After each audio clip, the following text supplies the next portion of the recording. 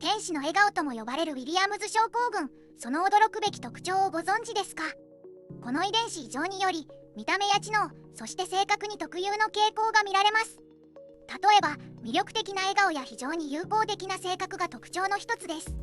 遺伝子の異常がどのようにしてこれらの特性を生むのかは、まだ完全には明らかになっていませんが、エラスチンというタンパク質が不足することが関係しています。診断は遺伝子検査によって行われ、早期発見が望まれます。適切な支援と理解があれば、彼らも豊かな生活を送ることができます。ウィリアムズ症候群の理解が広がることで、もっと多くの人々がこの独自の魅力を持つ人々と共に生きられるでしょう。